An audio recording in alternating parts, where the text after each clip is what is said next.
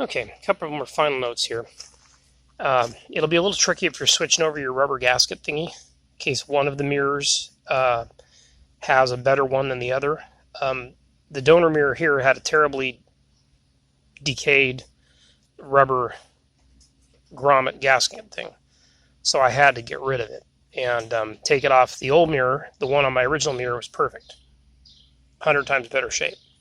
So to do so, because the plug, electrical plug on the harness that goes through there was assembled at the factory, you'll need to carefully cut around the hole that the plug passes through without cutting into your wires, and then make a little cut. I wouldn't go all the way through. Don't go through the edge part where you see my fingers. It's missing here, and I bolted the mirror before I thought to shoot the video, but you get the idea. Make a little slit there for the plug to slide through so you can put your nicer gasket behind your mirror. Okay.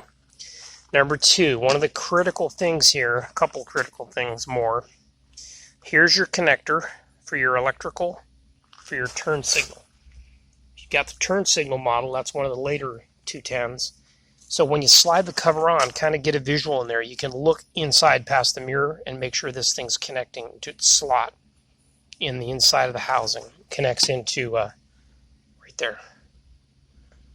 Rato there, you can see that down in there. Okay, so you're going to slide it on and get it lined up.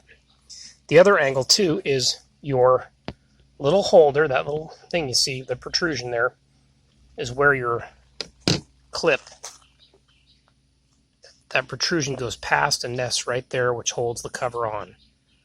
Big problem is, or potential problem, is this clip, because you already pulled off your cover, it's going to be stuck, like pushed in, and not provide any retention. And I tried in vain to pry it out here. It just wasn't happening. So here's what I had to do.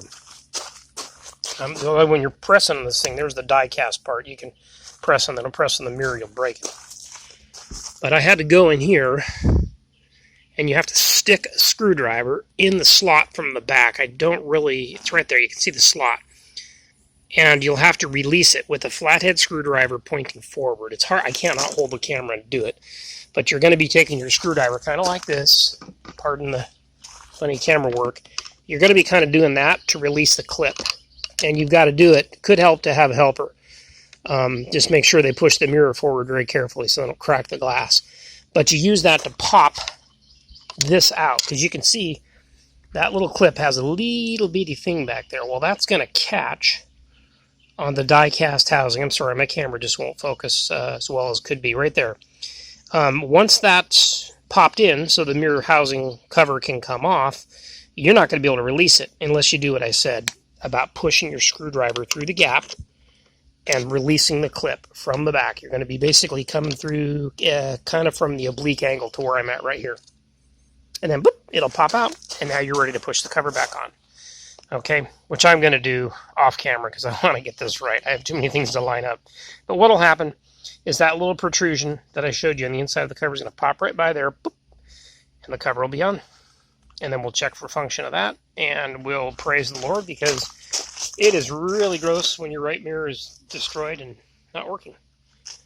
And it makes it hard to drive and dangerous. So I'm really glad for my son-in-law giving me the donor Mercedes wagon. If you ever have one of these older Benzes and you can get yourself on a donor car, I recommend it because you'll need the parts.